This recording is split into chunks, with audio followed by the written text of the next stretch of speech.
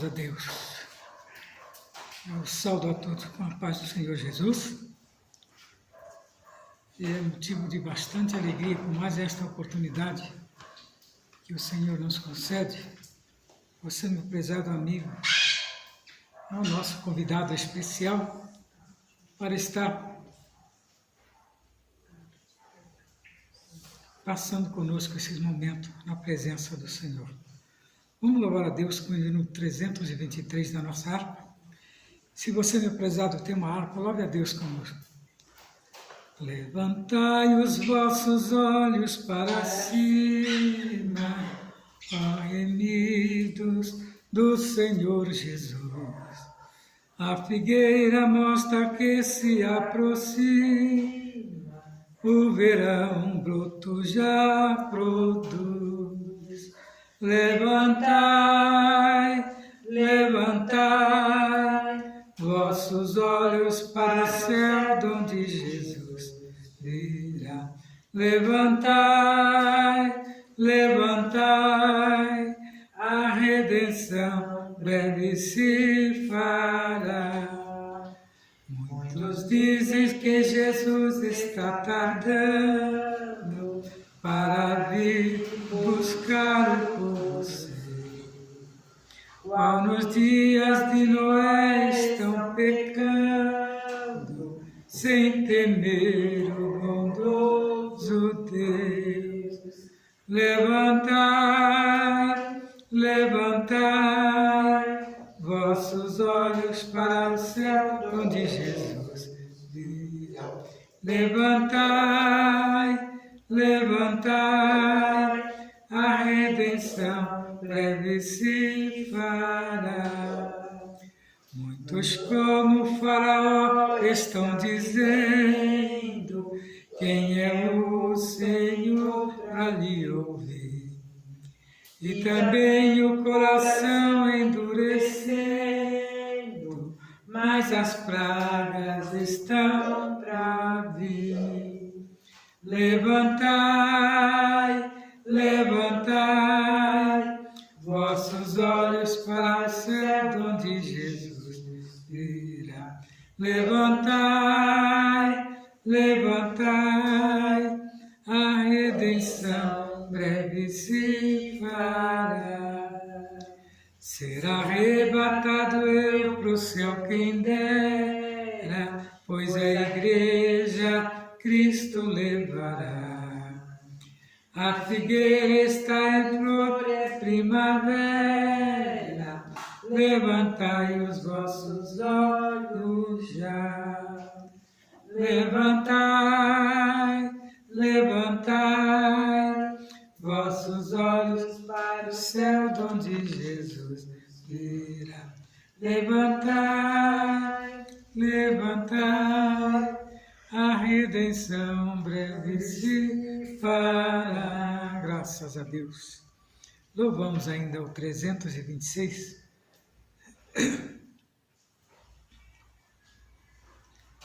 Oh, meu Jesus, quantas lutas no caminho encontrar, a tua mão divina vem me ajudar. Não temerei, amparado por ti mesmo, meu Jesus. Ó Salvador, a vitória me vem por tua luz. Por ti meu experte, meu Senhor, para andar de valor em valor. Ó meu Jesus, minhas forças hei de ver mais aumentar, tendo a fé, tua graça me há de bastar. Ó meu Jesus, encostado em teus braços vou andar, e nas são palavras meditar, sempre assim. Na peleja por Jesus eu vencerei, e pela fé abrigado do mal estarei. Já bem armado as trevas desfarei, pelo poder de Jesus, o meu Rei. Ó meu Jesus, que me dás no coração do teu amor, hei de te ver glorioso no céu de esplendor. Ó meu Jesus, o teu nome invocarei como em amor. Todo poder te foi entregue, Salvador.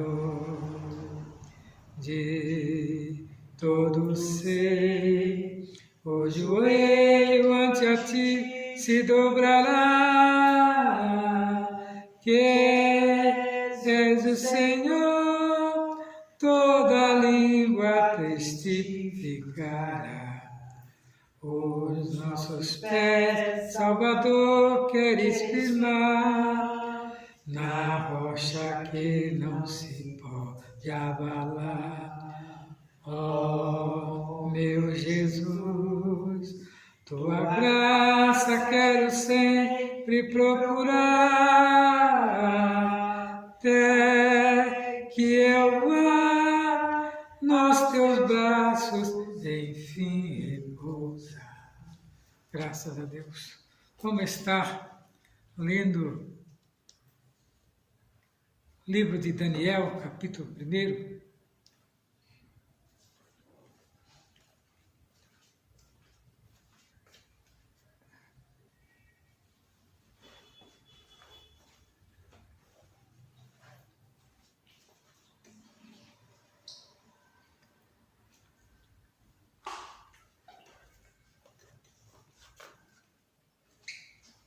O profeta Daniel é, sem dúvida, um dos homens mais corretos e justos das Sagradas Escrituras. Tivemos homens importantes como Enoque, José, Samuel, Josias, Esdras, Jó. Mas Daniel, ele tem uma certa predominância sobre esses que nós falamos, mas são todos homens importantes, São disparados os homens mais íntegros da Bíblia. Existiram muitos outros, homens piedosos, tementes a Deus e íntegros, mencionados na Bíblia. Sobre esses, porém, não é citado nenhum defeito de caráter ou qualquer outro tipo de falha. Nós vemos que acerca de Daniel, a palavra de Deus chega a dizer que ele era fiel e não se achava nele nenhum vício, nem culpa. Só conferir lá em Daniel 6:4, nós vamos encontrar um comentário tão positivo como este acerca de Jesus Cristo, qual não cometeu pecado, nem da sua boca achou-se engano. Quem nos trouxe essa palavra foi Pedro, lá em 1 Pedro 2:22. Uma das qualificações exigidas para fazer parte do ministério, segundo Paulo, era ter bons testemunhos dos que são de fora. 1 Timóteo 3:7, na Bíblia, nos é dito que até os pagãos diziam o seguinte acerca de Daniel: porquanto se achou neste Daniel um espírito excelente, e ciências de entendimento, interpretando sonhos, explicando enigmas, resolvendo dúvidas. Confere-se lá em Daniel 5:12. Assim como Esther participou de uma espécie de concurso de beleza com outras moças de diversas nações, e foi escolhida a dedo para ser rainha dos persas, pelo rei Assuero, Daniel participou de uma espécie de concurso de inteligência com outros rapazes de diversas nações e foi escolhido a dedo pelo rei Nabucodonosor para ser o chefe dos sábios da Babilônia. Além de ser nobre e excelente, Daniel era um homem de rara beleza moral. Em Ezequiel 14, Daniel é citado pelo próprio Deus com um parâmetro de justiça e integridade ao lado de Noé e Jó. Em Ezequiel 28:3, Daniel é citado pelo próprio Deus como exemplo de sabedoria para os entendidos no assunto. Embora Salomão seja considerado o homem mais sábio das antiguidades, a sabedoria de Daniel era superior à de Salomão. Pois, embora a sabedoria de Salomão tenha sido dada de Daniel, por Deus, era uma sabedoria pedagógica, forense, intuitiva, extraída da observação da natureza. Porém, a sabedoria de Daniel era espiritual, celestial e revelada, portanto, no conceito divino. Em termos de sabedoria, Daniel é o número 1 mais sábio da Grécia Antiga. Então vemos que a sabedoria de Daniel era tão eficaz, que o livro de Daniel é o Apocalipse do Antigo Testamento.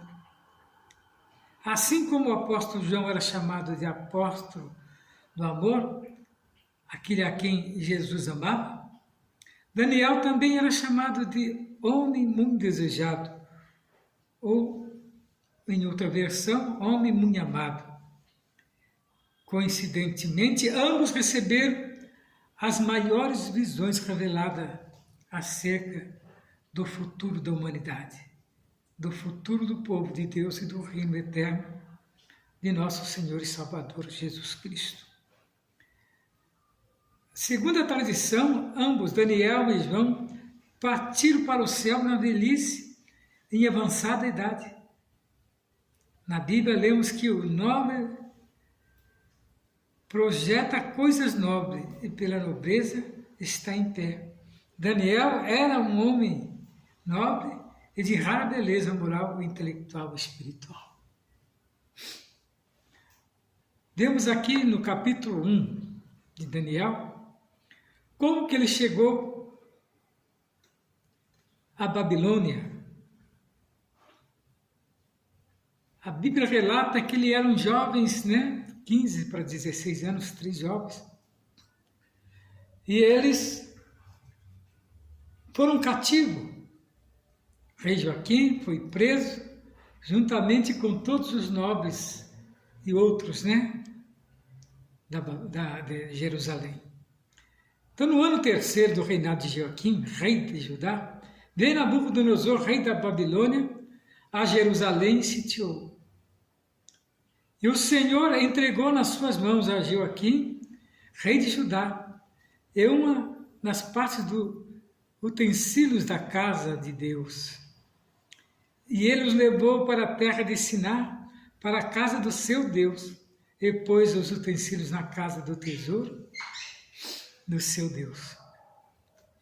E disse o rei Aspenaz, chefe de seus eunucos, que trouxesse algum dos filhos de Israel, da linhagem real e dos nobres, jovens, em quem não houvesse defeito algum, formoso de aparência, instruído em toda a sabedoria, e sábios em ciências e entendidos no conhecimento, e que tivessem a habilidade para viver no palácio do rei, a fim de que fossem ensinados nas letras e na língua dos caldeus. Quer dizer, os nobres seriam treinados para se apresentarem, creio, nas orgias, nos cultos pagãos, E a Bíblia relata que muitos jovens, né, se entregaram àquelas práticas, mas os que vieram com Daniel não se propuseram a isso, porque tinha ali uma liderança, né? Daniel, com apenas 15, 16 anos, já era uma liderança no meio da juventude e admirado por todos. A Bíblia relata que ele não cedeu aos caprichos. Veja que o rei determinou, né? O rei determinou uma ração de cada dia da porção do manjar do rei e do vinho que ele bebia. E que assim fosse criado por 3 anos, para que no fim deles pudessem estar diante do rei. Entre eles se achavam 2 filhos de Judá, Daniel, Ananias e Misael. E o chefe do eunuco lhe pôs outros nomes, a saber, Daniel pôs Beltesazar, e Ananias de Sadraque, e a Misael de Mesaque, e Azarias de Abednego. Mas veja quando o jovem é temente a Deus, né? Nós observamos que Daniel pôs no seu coração de não participar, né? Naquele momento que estava propondo o rei, mesmo em terras estrangeiras. Olha, o que o líder não faz, né? Já tão novo, tão jovem, sim, era para dar para o... Viu? Tão jovem, e ele já tinha como meta, né? Não se contaminar com os manjares do rei, nem participar das orgias. Deus, quando levanta alguém, Deus levanta, né, com impeto, né, e com força, para ser um líder, né, e brilhar nas trevas. E Daniel assentou no seu coração não se contaminar com a porção do rei, do manjar do rei, nem com o vinho que ele bebia. Portanto, pediu ao chefe dos eunucos, não tem, que ele bebia, portanto, pediu ao chefe dos eunucos que lhe concedesse não se contaminar. Ora, deu Deus a Daniel graça e misericórdia diante dos chefes do eunuco. E disse-lhe o chefe: eu tenho medo do meu senhor, o rei que determinou a vossa comida e a vossa bebida. Por que veria ele aos vossos rostos mais triste do que dos jovens que são vossos iguais? Assim arriscarei a minha cabeça para com o rei. Mas então disse Daniel ao despenseiro, a que o chefe dos eunucos havia constituído sobre Daniel e Ananias e Misael e Azarias: experimenta, peço-te, os teus servos, 10 dias, fazendo que nos deem legumes a comer e água a beber. Observa. Uma dieta de legumes. Sábio, né? Dieta de legumes que mal nenhum faz. Mas quando está na direção de Deus, Deus é quem dá a vitamina, né? Deus é quem faz, né, aquela comida florescer. E eles assim propuseram. E quando veio o dia da vistoria, os 10 dias, notou-se que Daniel e seus amigos estavam bem mais corados e foram feitas perguntas a ele e eles responderam com plena sabedoria. É assim que Deus faz. Deus tem um jeito todo especial de trabalhar na causa que nós propusemos em nosso coração. Então, se veja diante de ti a vossa aparência e a aparência dos jovens que comem porção do manjar do rei, conforme vires que hajas com os teus servos. E ele conveio nisso e experimentou 10 dias, e ao fim dos 10 dias, pareceram os seus semblantes melhores, eles estavam mais gordos do que todos os jovens que comiam porção do manjar do rei. Desta sorte, O despenseiro tirou a porção do manjar deles e o vinho que deviam beber, lhes davam legumes. Ora, esses 4 jovens, Deus deu conhecimento e inteligência, em todas as letras, sabedoria, mas Daniel deu mais entendimento em toda visão e sonhos. O trabalhar de Deus é assim, na vida daquele que propõe servir a Deus com diligência e com o coração contrito. Mais sábios ficaram, porque não tinham que tomar, né, bebida alcoólica, aquele vinho do rei que deveria ser com um teor muito alto de álcool. E os outros jovens se embriagavam, né? E quando era feito perguntas não tinham resposta, mas Daniel e seus amigos tinham resposta. Daniel era superior porque Deus dava, né, a tradução dos sonhos, das visões.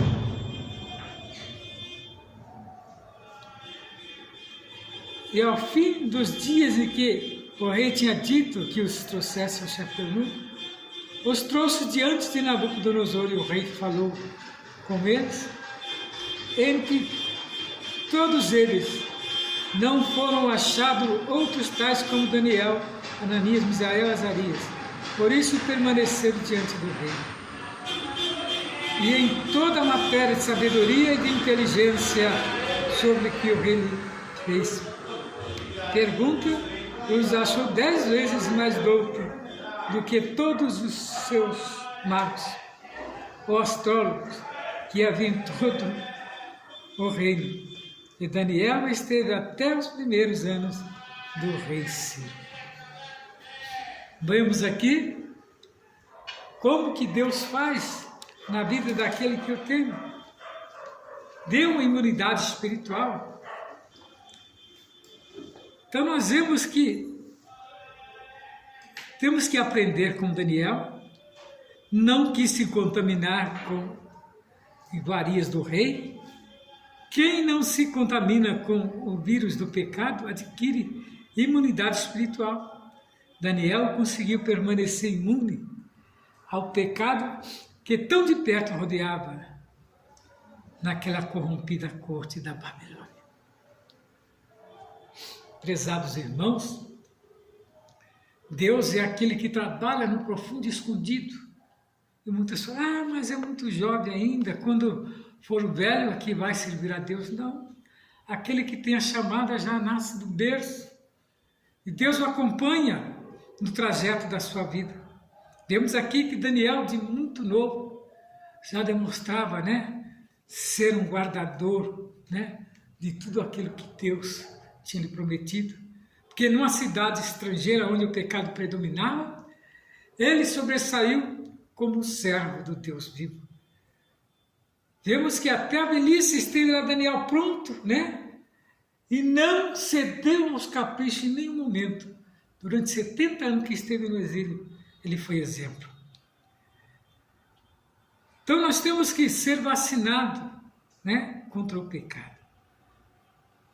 Certas imunidades são adquiridas por meio de vacinas. Daniel foi vacinado pela palavra de Deus contra o pecado.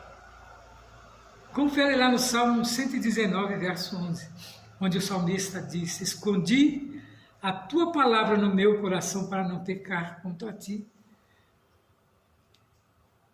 O profeta Daniel escondeu no seu coração os mandamentos do Senhor e não cedeu nem às porções, nem às práticas. E assim foi respeitado, né, todos os dias da sua vida. Porque ele tinha, né, no seu coração aquele propósito de não se contaminar com o pecado. Então nós vimos aqui no texto sagrado que Daniel assentou no seu coração não se contaminar com a porção do manjar do rei, nem com o vinho que ele bebia. A decisão de não se contaminar partiu do próprio coração de Daniel.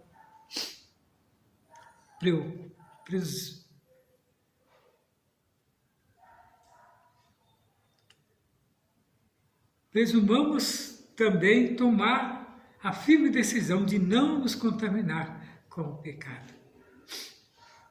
Desprezados, se tivermos o firme propósito em nosso coração de permanecermos fiel ao Senhor, mesmo no meio de uma sociedade corrompida, certamente vamos adquirir imunidade espiritual contra o pecado e faremos a diferença no mundo.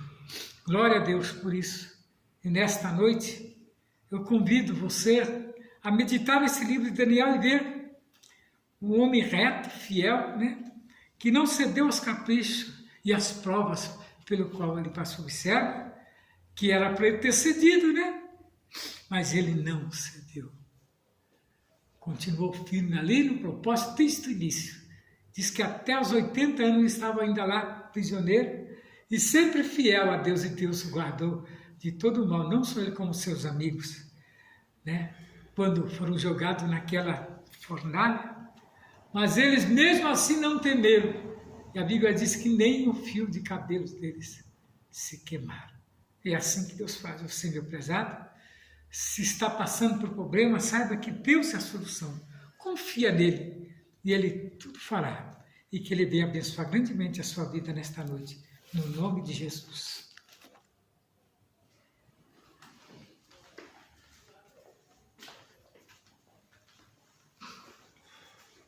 Saúde a igreja com a paz do Senhor.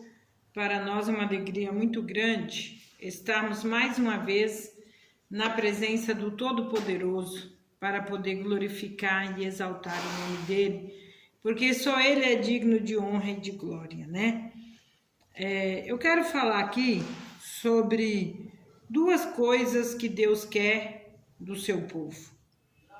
Nós vamos aprender sobre essas duas coisas, que é a misericórdia e o conhecimento de Deus. Nós que servimos um Deus que usa de grande misericórdia para conosco, devemos usar da mesma misericórdia para com os nossos semelhantes. Alguns afirmam ser impossível ao homem conhecer plenamente a Deus, a palavra do Senhor, porém sempre nos estimula a buscar o conhecimento. A misericórdia. A primeira coisa que Deus exige do seu povo neste texto sagrado é a misericórdia. A misericórdia é um sentimento de tristeza, pesar íntimo causado pela misericórdia de outro. Ter misericórdia implica sentimento, compaixão pela miséria dos outros, e por isso que o Senhor exige que cada um de nós sejamos misericordiosos. Em Mateus 5 e 7, Jesus diz: bem-aventurado os misericordiosos, porque eles alcançarão misericórdia. Em Mateus 23 e capítulo 23 e o verso 23, Jesus censurou os escribas e os fariseus por negligenciarem o juízo, a misericórdia e a fé.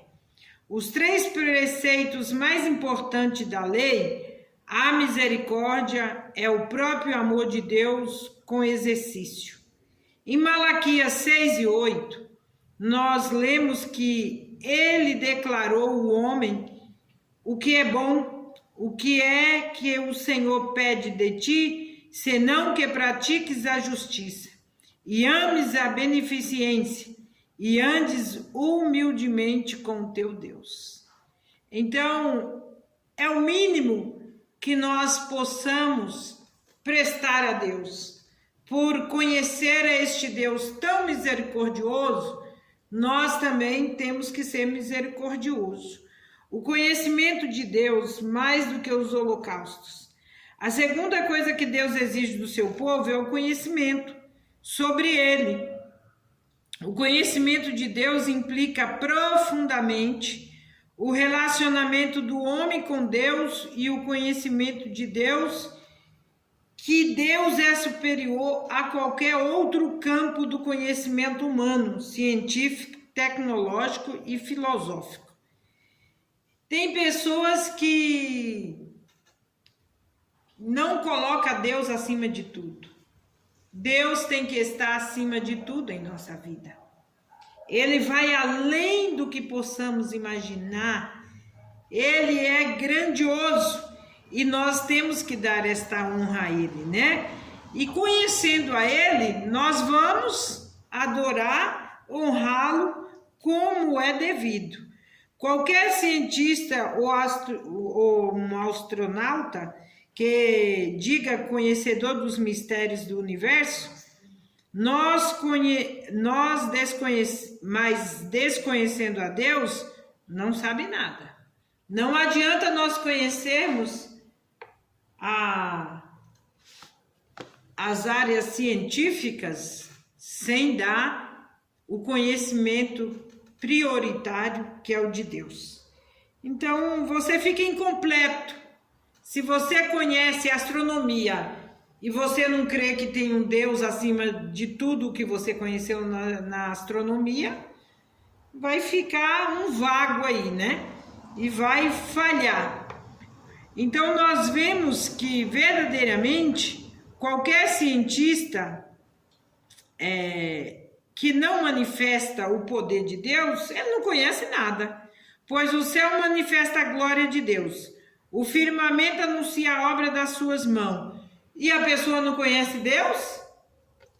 Que é difícil explicar isso, né? Salmo 19 e verso 1 diz isso, né? Que eu acabei de relatar aqui.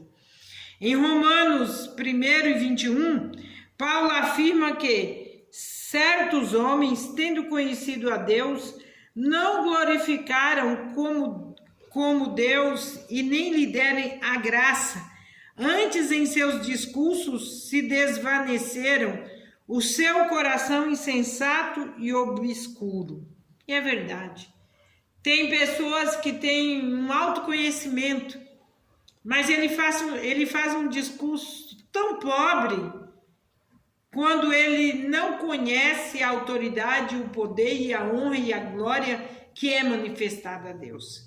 Então fica um discurso muito raso, não aprofunda.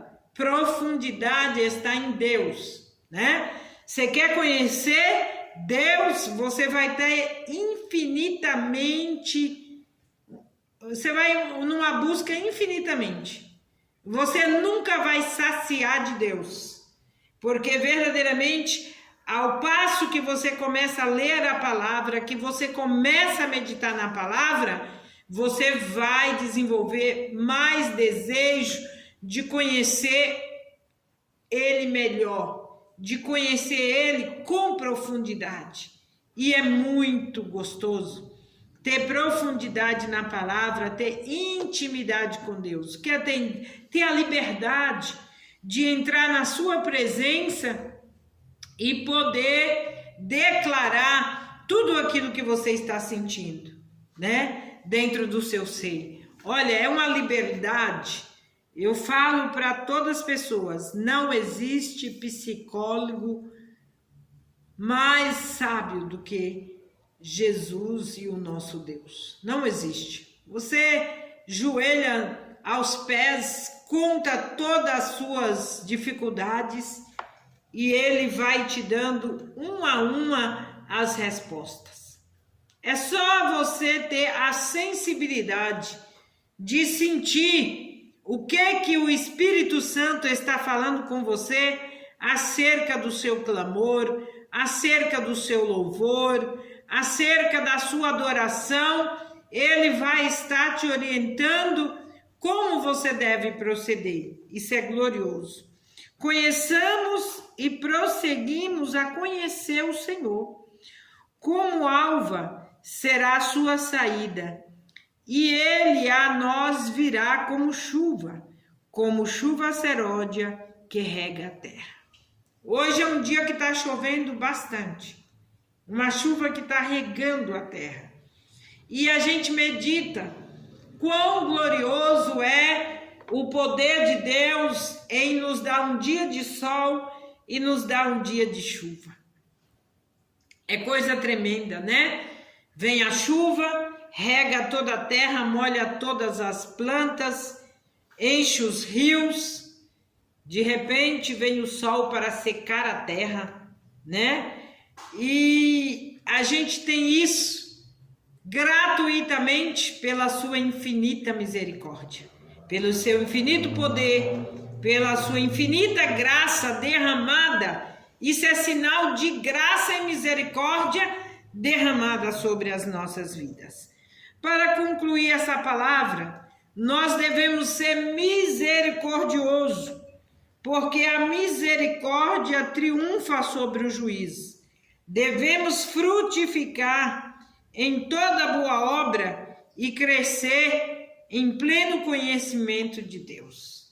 Temos que frutificar e temos que crescer nesse conhecimento tão glorioso que vem da parte do nosso Deus. Então, quando a gente alcança essas bênçãos da parte de Deus, a gente aprende com Ele, a gente cresce com Ele e a gente frutifica com Ele, porque verdadeiramente Ele é o Deus da nossa vida, é o Deus que está com as suas mãos estendidas, nos abençoando grandemente, poderosamente sobre as nossas vidas. Eu quero orar por estas vidas que necessitam da misericórdia de Deus, que necessita das mãos de cura de Deus nesta noite. E Ele é misericordioso e poderoso para atender essas vidas, respondendo assim às nossas súplicas.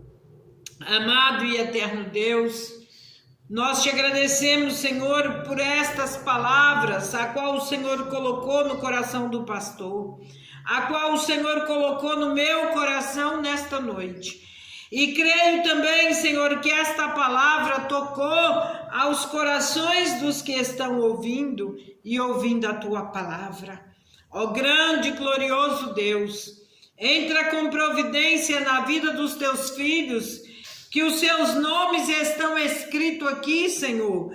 Se eu for citar, eu vou levar muito tempo em citar cada nome, mas o Senhor é onisciente, onipotente, onipresente, e o Senhor conhece todas as labrassúria, todas as inderressurimiai, as necessidades destas vidas. Ó Espírito Santo de Deus, vai com a tua mão de misericórdia, de graça, sobre a vida destas vidas que estão sofrendo, que estão passando por um momento difícil, mas o Senhor é misericordioso, como eu falei nesta noite da tua palavra. O Senhor é aquele que alcança com teu juízo e com a tua misericórdia e opera maravilha na vida daqueles que estão a esperar a tua misericórdia. Ó grande e majestoso, nós entregamos tudo em tuas mãos, porque tu és fiel, verdadeiro e justo para nos dar vitória. Nós nos alegramos na tua presença, porque o Senhor é grande, poderoso, fiel, verdadeiro, justo para nos conceder vitória. Abençoa a tua igreja, abençoa os teus filhos, Senhor, que não puderam vir neste culto, mas o Senhor contempla a necessidade de cada um e vai de encontro a cada um nesta noite. Toma o Nicolas nas tuas mãos, Senhor. Toma a Radassa, a Ana, o Melk. Conceda vitória aos teus filhos, porque tu és Deus de vitória. Nós, Senhor, engrandecemos o teu nome e exaltamos, porque o Senhor não mudou e o Senhor é o mesmo que operou no passado, que opera no presente e no futuro continuará operando. Nós te glorificamos, ó Pai, e rendemos a ti glória, rendemos a ti graça por todas as tuas misericórdias sobre as nossas vidas. É por causa da tua misericórdia que estamos de pé, que sobrevivemos, porque o Senhor tem estendido a tua mão de abraçéria sobre as nossas vidas. Nós somos totalmente gratos pela vida, pelo alimento, pela saúde, pela paz, pelo descanso que o Senhor nos faz sentir quando nós deleitamos as nossas vida em tuas mãos, ó Pai. Eu te agradeço em nome do Pai, do Filho e do Espírito Santo de Deus. Amém.